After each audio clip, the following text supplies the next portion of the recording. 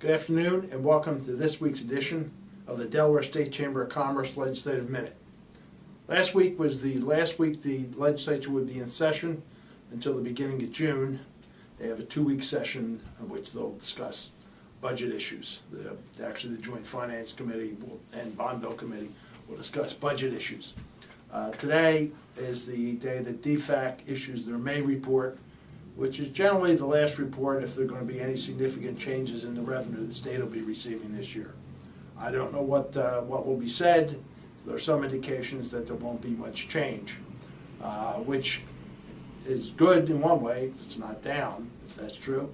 But another way, they were hoping that we'd see more funding because anytime a budget's revenues are flat is actually not good for the budget because your costs are rising, or at least you're going to have to look to cut costs. Anyway, we'll know next week and we'll discuss that. Last week in the legislature, probably the biggest issue that came up was House Bill 110, which dealt with certain chemicals that were put in to fire retardants. This bill would have restricted their use in Delaware.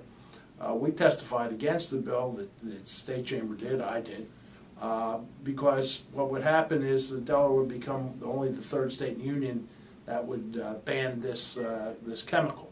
One, there wasn't any indication, at least clear indication, that the chemicals in there were carcinogens.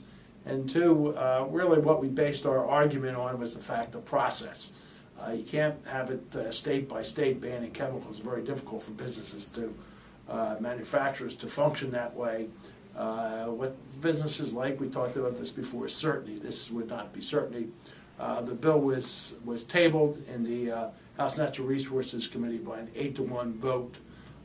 So our argument that the bill should not go forward, plus those of other individuals, including the Chemical Industry Council and some manufacturers, won the day.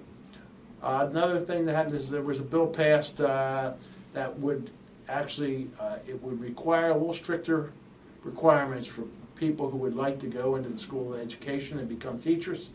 We look at this as a way of hopefully upgrading the training of our teachers in the state. We supported this bill. It was passed last week and should be going to the governor for his signature. It was not as easy as it would sound. There were a lot of questions surrounding the bill. We argued in favor of the bill, figuring this is the right way to proceed at this time. The next thing that needs to be solved is how do you attract your brightest students to become teachers, and this deals with things such as salary and working conditions, which will be the next part of this of the plan.